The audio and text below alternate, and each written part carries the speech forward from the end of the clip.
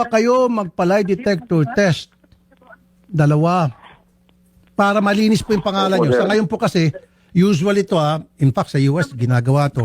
Pag meron mga batang nawawala, ang unang-unang person of interest, suspect pa nga yung mga kamag-anak o yung mga kasamahan sa bahay. That's why I'm asking both of you, kayo po pinapakiusapan ko kung payag ho kayong dalawa na magpa-lie detector test. Okay po ba sa inyo? Gastos po namin. Yes, sir. Kayo po, sir. Yes, sir, para sa opisya sa among anak.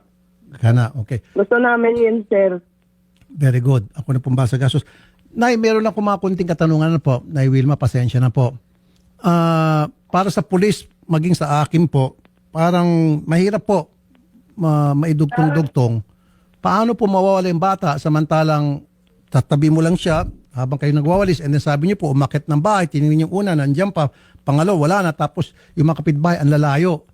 Ano po sa palagay ninyo? Para po sa inyo. Kasi po, mas alam niyo yung lugar kaysa sa amin. Parang minaman mananayata kami, sir. Kasi hindi ko man nakita. Minaman-manan. Ang bata na sa loob lang, Pag tingin ko, 2 beses, wala na. Kahit hanapin mo kahit saan, wala talaga. Okay. PNP, Major, Sargento. So, Yes po. na autopsy na po yung bata. Yes, kahapon po ng gabi, Senador Rapi, na autopsy yung bata. Okay. Meron po bang signs doon na siya po ay namolestya?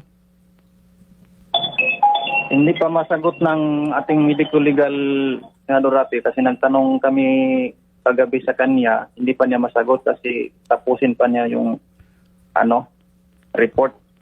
Pero base lang po doon sa pagtingin nyo doon sa bangkay ng bata, meron po ba mga trauma sa katawan ng bata? Bukol, gasgas, sugat, etc. Hindi pa masasabi hanggat hindi pa po Hindi ko po makumpleto. masagot, Senador Rapi, kasi yung nadatna namin yung bata doon sa area, yung mukha niya is iskal na yung natira. Oh, sorry to hear that. Alright. So, hintayin po nating resulta noong pong medico-legal sa autopsy report. Opo. Okay.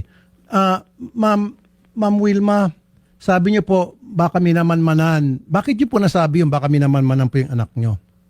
Matagal na, sabi niyo po. Kasi, sir, bakit hindi ko makita yung bata? Tapos nung nagtagpuan, malayo na. Hindi ko naman alam yung lugar na nadatnan ko yung bata.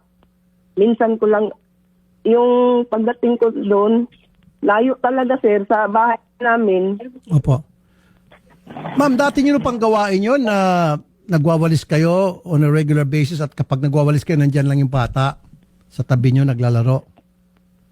Yes, sir.